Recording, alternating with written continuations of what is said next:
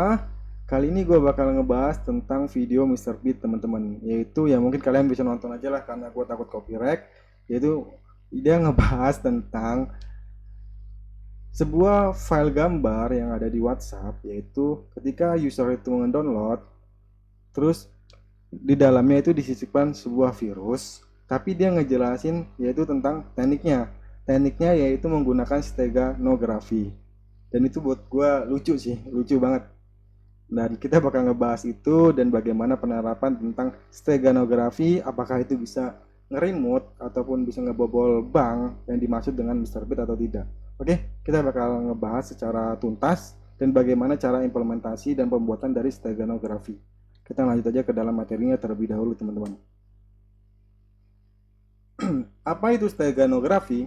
Steganografi adalah seni dan ilmu menulis pesan tersembunyi atau menyembunyikan pesan dengan suatu cara sehingga selain si pengirim dan si penerima, tidak ada seorang pun yang mengetahui atau menyadari bahwa suatu pesan rahasia. Sebaliknya, kriptografi menyamarkan arti dari suatu pesan, tapi tidak menyembunyikan bahwa ada suatu pesan, teman-teman. Jadi, steganografi dan kriptografi itu adalah lawan kata, teman-teman, seperti itu. Kata dari steganografi berasal dari bahasa Yunani, stegnos, yang artinya tersembunyi atau terselubung, dan grafien yaitu artinya menulis, teman-teman. Oke, ini sebenarnya proses enkripsi antara encode dan decode, teman-teman, seperti itu. Metode steganografi. Kebanyakan algoritma steganografi menggunakan sebuah kombinasi dari bidang jenis teknik untuk melakukan sebuah tugas dalam penyelubungan pesan rahasia dalam sebuah selubung berkas. Sebuah program steganografi dibutuhkan untuk melakukan hal-hal berikut, baik implisit melalui suatu perkiraan maupun eksplisit melalui sebuah perhitungan. Menemukan kelebihan bit dalam selubung file yang dapat digunakan untuk menyelubungi pesan rahasia di dalamnya. Memilih beberapa di antaranya yang digunakan untuk menyelubungi data dan penyelubungan data dalam bits dipilih sebelumnya. Mungkin teman-teman udah kegambar ya terkait penerapan steganografi. Dia yaitu menggunakan bits, teman-teman. Nanti kita bakal bahas bagaimana cara kerja untuk steganografinya, teman-teman. Oke, kita next. Nah, ini jenis untuk metode steganografi yang pertama ada namanya LSB, Last Signification Bit Insertion, teman-teman. Metode yang digunakan untuk menyembunyikan pesan pada media digital tersebut berbeda-beda. Contohnya, pada berkas image, pesan dapat disembunyikan dengan menggunakan cara menyisipkan pada bit rendah atau bit yang paling kanan, teman-teman, LSB. Pada pixel yang menyusun file tersebut. Pada berkas bitmap 24 bit, setiap pixel titik pada gambar tersebut terdiri dari susunan 3 warna merah, hijau dan biru RGB yang masing-masing disusun oleh bilangan 8 bit dari 0 sampai 255 dengan format biner 0000 sampai dengan 1111. Dengan demikian, pada setiap pixel tersebut bitmap 24 bit kita dapat menyisipkan 3 bit data, teman-teman. Seperti itulah ya untuk penerapan bitnya, teman-teman. Untuk jenis metode steganografinya. Selanjutnya itu yang kedua ada namanya algorithm and transformation. Algoritma compression adalah metode steganografi dengan menyembunyikan data dalam fungsi matematika. Dua fungsi tersebut adalah discrete Gaussian transformation DCT biasa disebut dan Poisson transformation dengan DCT dan Poisson, yaitu mentransformasi data dari suatu tempat atau domain ke tempat domain yang lain. Fungsi DCT yaitu mentransformasi data dari tempat spatial atau spatial domain ke tempat frekuensi atau frequency domain, teman-teman. Oke, selanjutnya yaitu yang ketiga ada spread spectrum method. Spread spectrum steganografi terpencar-pencar sebagai pesan yang diacak ataupun dienkripsi. Ini teman-teman, enkripsi melalui gambar, tidak seperti dalam LSB. Untuk membaca suatu pesan, penerima memerlukan algoritma yaitu namanya cryptokey atau stegokey, teman-teman. Metode ini juga masih mudah diserang, yaitu penghancuran atau pengerusakan dari komposisi dan proses image gambar. Seperti itu. Selanjutnya yaitu resiko pengguna steganografi. Meskipun steganografi digunakan untuk tujuan yang bermanfaat seperti pengiriman pesan rahasia, perlindungan hak cipta, dan pengamanan informasi rahasia, penggunaannya juga memiliki resiko. Steganografi dapat digunakan untuk melakukan kejahatan dan aktivitas terorisme, teman-teman. Selain itu, steganography juga dapat digunakan untuk menghindari deteksi oleh perangkat lunak keamanan dan dapat digunakan sebagai sarana untuk melakukan serangan cyber. Oleh karena itu, pihak-pihak yang terlibat dalam keamanan dan penegakan hukum perlu memahami teknik steganografi dan dapat mengidentifikasi pesan rahasia yang disembunyikan dalam file digital. Sebenarnya ini udah selesai ya untuk materinya. Sebenarnya gue simpulin semuanya. Jadi serangan steganografi itu teman-teman, dia itu adalah sebuah gambar ataupun audio yang disisipkan melalui bits teman-teman, dan itu nanti yang bisa melihat adalah sebuah rekan timnya gitu. Cara kerjanya seperti ini. Dulu di zaman dulu tuh teknologi nggak ada nih, di zaman Yunani dulu ya. Gue cerita sedikit. Zaman Yunani dulu itu dua orang itu mau misalkan contohnya, gue agak lupa ceritanya, pokoknya seperti itulah ya. Nih ya, kalau misalnya gue salah tolong dibenarkan. Jadi mereka itu mengirim pesannya melalui lukisan teman-teman, tapi di dalam lukisan itu mempunyai kode-kode tertentu. Nah itulah semakin perkembangannya zaman, yaitu yaitu semakin perkembangan zaman yang disebut dengan steganografi teman-teman, seperti itu. Itulah untuk steganografi.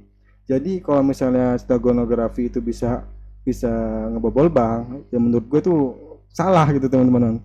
Dan nggak bisa juga karena emang tujuannya si steganografi itu untuk menyampaikan pesan secara enkripsi, seperti itu teman-teman. Oke, terima kasih lah ya. Dan selanjutnya kita bakal coba untuk memperhatikan bagaimana cara kerja si steganografi teman-teman. Oke, kita di sini teman-teman silakan buka Kali Linux-nya ya. Kalau misalnya kalian belum install, silakan install di dalam VirtualBox. Dan silakan kalau misalnya kalian nggak tahu cara menginstalnya, silakan nonton video gue bagaimana cara untuk instalasi Kali Linux di dalam VirtualBox teman-teman. Oke, selanjutnya yang kita butuhkan yang pertama yaitu gambar. Kita sini dulu gambarnya yaitu teman-teman. Aduh, sorry. Oke, sini kita membutuhkan gambar yang namanya gambar WhatsApp ya. Gambar WhatsApp. Gambar WhatsApp. Nah, ini teman-teman. Kita download aja ya. Bentar, di sini kita download. Ini aja ya, kayak mirip Google Play. Kita save image. Nah, ini JPEG. Terus kita tulis WhatsApp, teman-teman. Seperti inilah ya maksudnya. Save. Kita save. Nah, selanjutnya kita masuk ke dalam Kali Linux terminal kita, teman-teman. Oke. Bentar. Nah, oke. Ini download. Udah mau? Oke, mau. Nah, selanjutnya teman-teman, oke, kita coba ls dulu. Nah, ini gambar mana WhatsApp. Nah, WhatsApp JPEG ya, teman-teman, udah kelihatan ya untuk file gambarnya. Oke. Selanjutnya yang kita butuhkan yaitu kita mau menyisipkan file dari WhatsApp ini berupa teks, teman-teman, ataupun dienkripsi. Di sini gue menggunakan nano pesan encrypt .txt. Oke, ini kelihatan nggak ya? Ctrl Shift plus gue perbesar aja yang kelihatan txt. Nah, teman-teman ya, seperti ini ya. Oke, pesan yang dimasukkan yaitu mungkin gue kasih pesan teksnya kamu. Oke, di ini kamu apa kabar gitu, misalkan contoh seperti ini ya, kamu apa kabar, terus udah makan apa belum, nih gini teman-teman. Ini contohnya seperti ini lah pesannya ya, gak usah terlalu panjang. Contoh teksnya seperti ini. Kita Ctrl X terus kita Y, kita save. Selanjutnya kita membutuhkan yaitu namanya tools encrypt. Contoh, bentar ya, gua ada lupa stack head nih ya teman-teman. Oke. Yang pertama kita melakukan ketik stack head min embed min f, terus kita masukkan file pesannya, yaitu kita masukkan di sini pesan teman-teman, pesan enkripsi.txt min cf. Selanjutnya yaitu masukkan file gambar ya teman-teman, whatsapp.jpg. Kita enter aja. Nah, ini membutuhkan sebuah password teman-teman, jadi nggak bisa dilihat secara sembarangan. Nanti kita bakal coba buka di desktop ya teman-teman, Windows desktop. ataupun Windows Server yang di dalam VirtualBox yang udah gue install. Nah ini gue masukkan passwordnya aja. Oke. Nah ini teman-teman, ini udah berhasil. Kita coba ls. Terus gue hapus pesan yang gue buat tadi. Gue hapus teman-teman. Nah ini udah berhasil kehapus. Kita ls lagi. Nah ini udah nggak ada kan? Ini udah nggak ada, udah kosong ya teman-teman. Udah kosong, nggak ada kan? Yang ada cuma pesan WhatsApp JPEG teman-teman.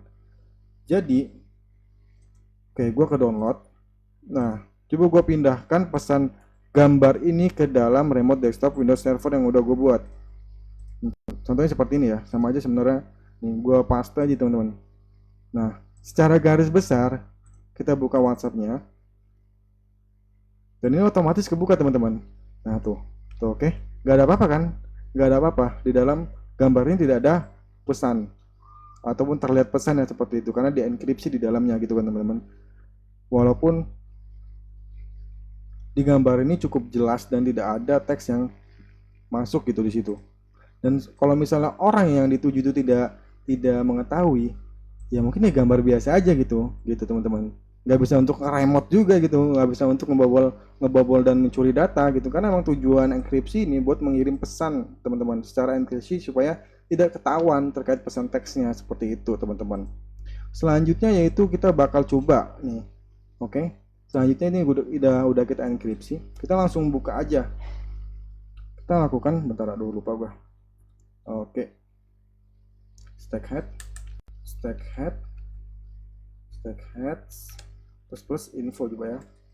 Coba flow plus min info terus si WhatsApp.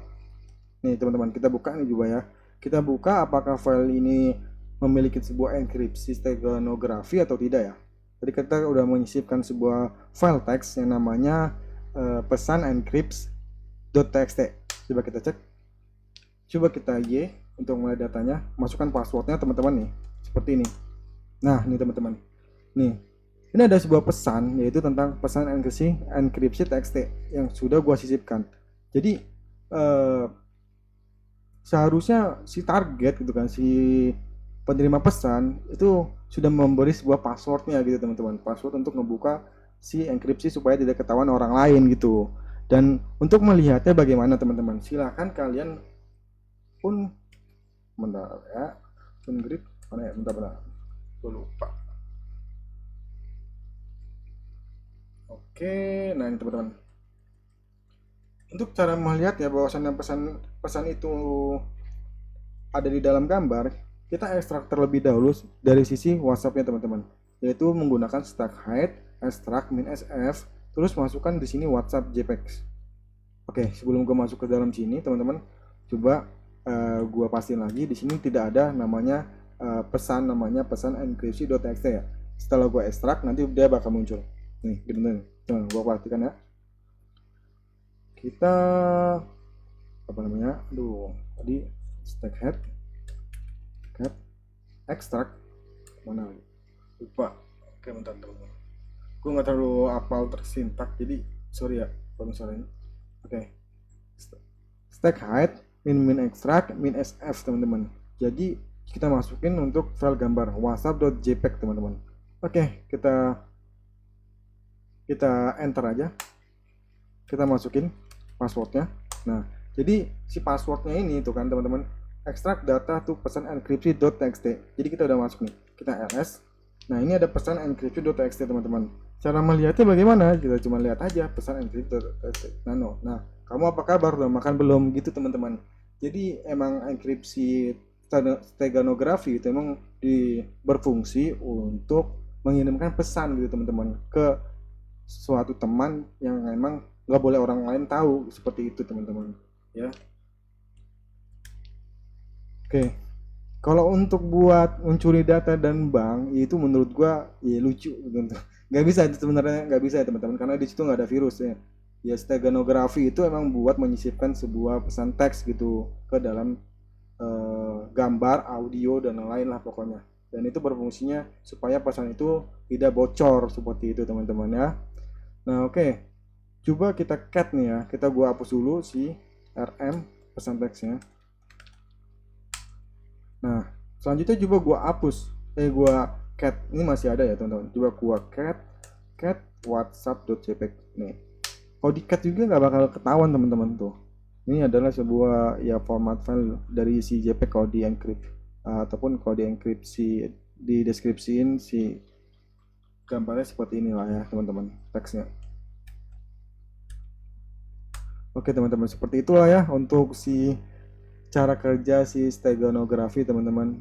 Ya, kalau untuk katanya Mr. Beat itu bisa ngebobol bank gitu, menurut gue itu salah ya teman-teman, dan mungkin dia nggak halu aja dan nggak tahu bagaimana cara kerja steganografi itu sih pesan gue.